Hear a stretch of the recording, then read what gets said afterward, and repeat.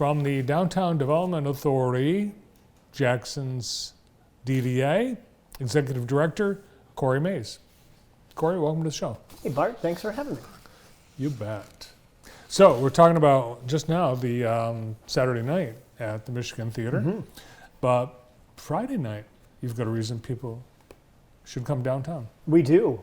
It's our annual Spring Art Walk, Friday, May 20th. We have lots of artists coming down to be inside the shops and outside of the shops on the sidewalk, and people can walk around and grab a drink and grab a snack and do some shopping. So how does it work? You've got artists that are going to be stationed at specific businesses. How do you match them up? Well, so that's a good question.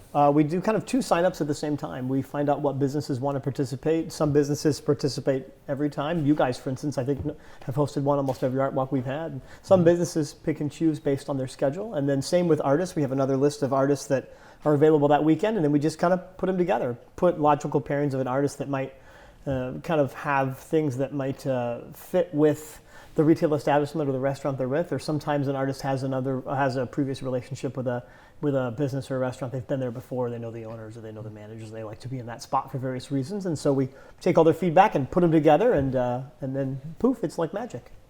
And we will be hosting, once again, Zach Snyder, who painted our mural that you see on the morning show here in our studio. So we'll look forward to welcoming back Zach. Some of the artists, including Zach, they will have things to sell. Most of them have things to sell. Some of them will even do an occasional live demonstration. And a lot of them will choose to be outside when the weather's good, but I heard there might be some rain on Friday. So that's okay. The artists can be inside too. So rain or shine, it doesn't matter to us. There's always room for everyone to be in a dry spot. So. Yes, and artists include visual artists, but also performance artists and musicians. And That's true. And all mediums of other works too. We've got wood carvers, we've had blacksmiths before, lots of paintings, jewelry, we've got some face painting this year. So all sorts of different types of art, something for the whole family. So having the artist in the restaurant or the store, that's an added bonus. But some of these restaurants and stores, they're going to be doing some specials on either food or drink or merchandise. That's correct. Yep, that's correct. And a lot of our retailers too, they'll have a snack station up front of it where they might have some wine or some snacks too. It's always easy to come grab a bite and have a little pre-dinner hors d'oeuvres and walk around and just enjoy the event. How many are participating this Friday? I think we have 19 businesses on the map. We just finished the map this afternoon, so I think it's 19.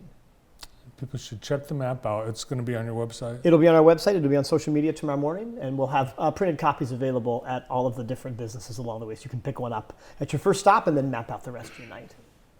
So, as Corey said, there's chance, could rain, but it doesn't matter. It's rain or shine. It happens. Rain, snow, shine, wind, whatever. We've had it all. Did you say snow? On Bart, please. I think we're all getting kind of excited. I don't want to go backwards. It could still happen. It's happened this late. True. But That's true. It's not in the forecast, so. But it could stand to warm up a little bit, I think. Well, we had that really warm week last week. I think we all got tempted, and it's a little chilly out there today. But the weather this weekend is looking a lot warmer and definitely beautiful. Good time to be outside. If it's not at the art walk, it's working in the yard. So. Hard to believe that summer's almost here. In fact, Jeff Beal was here talking about graduation a week from Friday. And a week from Friday is also the first cruise night. No kidding. I know. We're super excited. I can't believe it's only a week and a half away, but it's the first chance for our first of 5 car shows of the year. We're really excited. So we've had the first year of COVID. We didn't have these at all. And then we were a little tentative about them last year, but we've still got COVID, but you still encourage safety protocols, but it's back to the way it was. It is. We've got a lot of excited vendors, a lot of excited sponsors, great music that's being lined up, and cars galore. We're sending out our postcards. In fact, we just sent them out the other day to all of our drivers, kind of reminding them what the calendar is. So we've got a lot of positive interest. We are even expanding the footprint this year. We're going to have a new section of places for folks to park on the east side of Mechanic Street on Michigan Avenue. In fact, we've got an antique tractor club that is going to bring out about a dozen antique tractors for the first time. We're going to put them right there in front of 1 Jackson Square. Oh, wow. So we've got some new businesses down there. Agma's open, and RJ's, and of course the Chase and Marketplace Manad out on that end. And so we're going to welcome an expansion of the car show for the first time in a long time. Yeah, so really great chance to check out all of what downtown has, but see some cool cars, bikes, trucks. Someone even had a boat last year. The boat car was my Yeah. favorite. And it won best People's Choice, I think, that week. That was one of the most fun trophies to present, was to the boat car. It was pretty cool. Yeah, I got to go in it. And, Oh, I did not. Oh, man. Was it pretty cool inside? It is pretty cool. Those folks are pretty proud of it, and they should be. And hopefully he'll come back this summer. Last summer, even though COVID was still going strong, we saw a lot of new folks from areas we hadn't seen before. Dearborn, Detroit, Ohio, Indiana. We saw a lot of new participation last year, and folks that came and then said, boy, this car show is really great. We'll be back. And they came to every one. That's the thing, Corey. This has really been going on for so long that it's a staple, and it has grown in notoriety. People do come from a long way. I know people come from Traverse City. They bring their cars. So, yeah, it's got to be one of the best in the Midwest. I would agree. We've been doing it for so long, and every year it gets bigger and better. If it's bigger musical act, or more vendors, different cars, expanded footprint, more food trucks, whatever it is, it keeps growing every year. Yeah, and food trucks. To the surprise of no one, Food Truck Tuesday has been a smash success. It has. It's back this year. It's coming back. The first one is on Tuesday, June 7th. We'll have, I think, right around 14 trucks per event. We're pushing the footprint of that out to the edges of Horace Blackman Park to allow some more room in the center for dining and music. It's going to be just another incredible event. Some of our all-time favorite trucks, and also a whole lot of new ones that have come online in the last year. Can't wait to see them. But really, the park is perfect. In fact, it was built with food trucks in mind.